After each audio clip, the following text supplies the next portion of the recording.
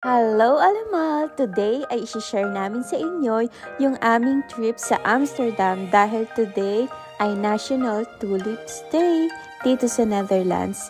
So today din ay start ng tulip season. Ito nga ay nakasakay na kami sa train. So, 3 sakay pala galing sa bahay namin papuntang Amsterdam. So, ito nga ay nakarating na kami dito sa Amsterdam at sumakay lang kami ng tram papunta dito sa Museumplein. At nung nakarating nga kami dito, ayan, makikita nyo na agad yung mga pila. Dahil, alam nyo ba guys, na free lang itong mga tulips na ito. At hindi na kami pumila dahil napakadami talagang tao dito sa Amsterdam. At kung makikita niyo yung nakaupong lalaki na yan ay si DJ Hartwell, one of the famous DJ in the world. Nandiyan nga pala siya dahil ipinangalan sa kanya yung isa sa mga tulips dito sa Netherlands. Hindi na nga kami nagtangkang pumila dahil napakahaba ng pila umabot na hanggang Bangkok Museum. So andito na nga kami ay nakatayo lang kami dito sa harap ng Rijksmuseum. So yan, napakaraming tao.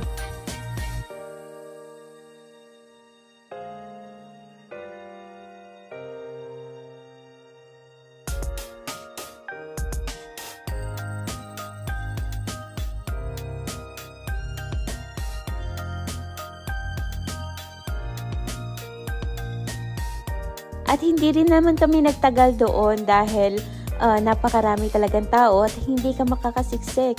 At eto nga ay ginutom na kami at nandito kami sa Burger King para kumain ng lunch. At pagkatapos nga namin kumain ay naglakad-lakad lang kami at tumingin-tingin dito sa mga canals at mga houses. Napakaganda naman talaga dito sa Amsterdam at ayan, napakarami din mga tindang mga tulips.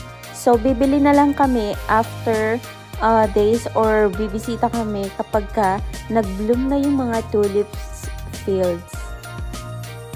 At natakam nga ako dito sa mga chocolate na ito kaya bumili din kami ng Lindt chocolates.